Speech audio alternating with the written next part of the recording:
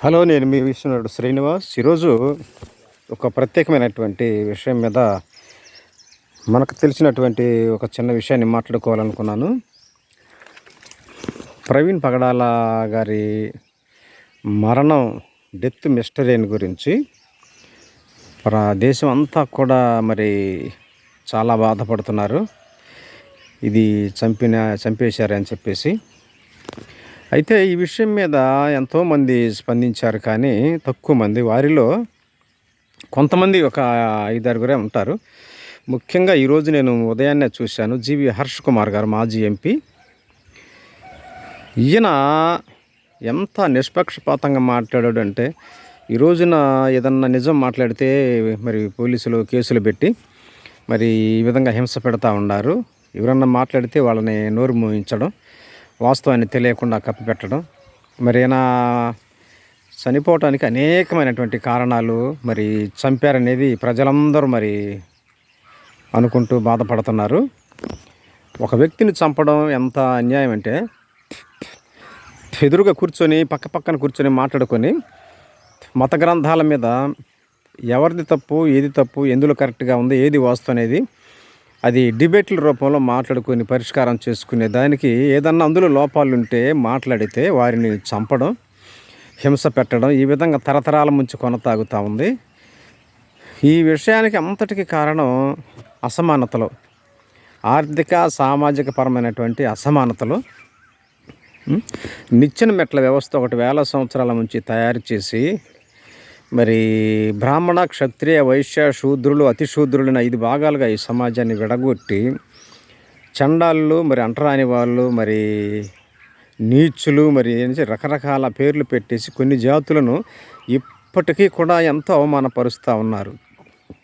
అయితే ఈ ప్రవీణ్ గారి విషయంలో జీవి హర్ష్ కుమార్ గారు ఆయన మంచి సందేశాన్ని ఇచ్చారు. ఆయన గళాన్ని వినిపించారు. మనకి కుటుంబాలు ఉన్నాయి, ప్రతి ఒక్కళ్ళకి కుటుంబాలు ఉంటాయి. కాబట్టి హింస పెట్టుకొని మనుషులను చంపితే ఆ చంపిన దాన్ని మళ్ళీ కప్పిపుచ్చటం, దానికి దొంగ సాక్ష్యాలని రకరకాలుగా సృష్టించి అన్నింటినీ తారుమారు చేసి ఆ కుటుంబానికి అన్యాయం చేయడానికి ప్రభుత్వాల్లో ఉన్నటువంటి కొన్ని శాఖలు ఈ విధంగా ఉన్నట్టు వాటిని విమర్శించాడు, ఆయన ఖండించాడు.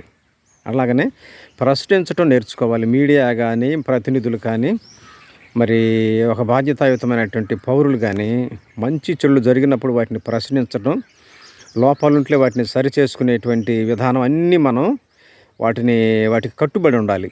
ఈ సమాజంలో మనిషి బ్రతుకుతున్నాడు అంటే ప్రతిదానికి కట్టుబడి ఉండాలి. ఎదుటి వాళ్ళకి మనం ఇబ్బందికరంగా లేకుండా ఎవరు బ్రతుకులు వాళ్ళు బ్రతికేటట్లు ఉండాలి. కానీ ఈ విధంగా హింస పెట్టుకొని చంపుకొని నిజం మాట్లాడితే వాళ్ళ గొంతు నొక్కేయడం ఈ విధంగా తయారైంది. నేర్చుకున్నారు ప్రజలు. రాజకీయ నాయకుల్లో, దళితుల్లో ముఖ్యంగా హర్ష కుమార్ గారిని నేను అభినందిస్తున్నాను. పార్టీలకు అతీతంగా వాయిస్ని వినిపించడం, ఉన్నట్లుగా మాట్లాడుకోవడం అంటే అందరూ ముందుకు రారు. నాకెందుకులే అని చెప్పేసి అనుకుంటారు. కానీ హర్ష కుమార్ గారు దళిత జాతి ముద్దు బిడ్డగా నేను అనుకుంటున్నాను. దళితుల్లో 64 కులాలు ఏమొచ్చు సుమారుగా ఉన్నాయి అన్నారు.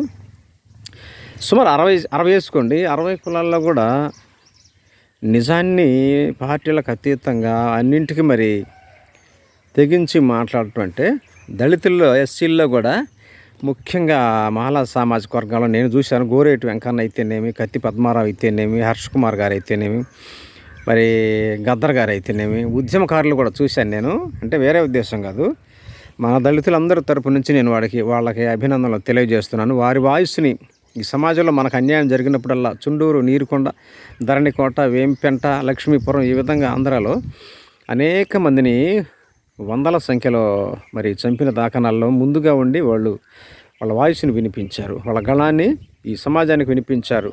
వీళ్ళు నన్ను హింస పెడతారే, కేసులు పెడతారని భయపడకుండా ఉన్నట్లుగా వాళ్ళు ఈ సమాజంలో ఉద్యమాలను వాళ్ళు కొనసాగిస్తున్నారు. కాబట్టి దళిత సామాజిక వర్గాల్లో ఉన్నటువంటి ఈ మాలా సామాజిక వర్గం వారు ప్రత్యేకంగా ఉన్నారు.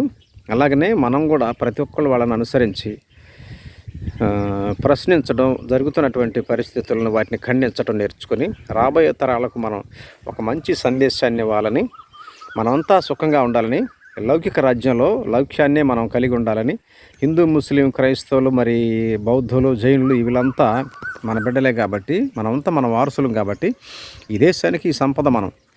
అలాగని ఈ సంపద సురక్షితంగా, క్షేమంగా, వాల్యుబుల్గా ఉండాలి కానీ హింసకు దారి తీయకూడదని నేను అనుకుంటున్నాను. అలాగనే ప్రవీణ్ గారి విషయంలో మరి చట్టాలన్నీ ఒక నాయకులుగానే మొత్తం ఉపయోగపడి అన్నింటిని ప్రతిష్టంగా ఉంచేసి ఆయన కుటుంబానికి, సమాజానికి న్యాయం జరగాలని, హింస జరిగినప్పుడు వాటిని మనం ఖండించాలని, ఇలా పునరావృతం కాకుండా రాబోయే తరాలకు ఒక మంచి సమాజాన్ని మనం పౌరసత్వంగా మరి మంచి ప్రభుత్వాలని, మంచి నాయకుల్ని, మంచి వ్యవస్థను మనం తయారు చేసుకుని మరి ఉండాలి. కాబట్టి మీరందరూ సుఖంగా, సంతోషంగా ఉండాలని నేను మనసారా కోరుకుంటూ మీ విశ్వనరుడు శ్రీనివాస్ ఉంటా. మరి ధన్యవాదాలు.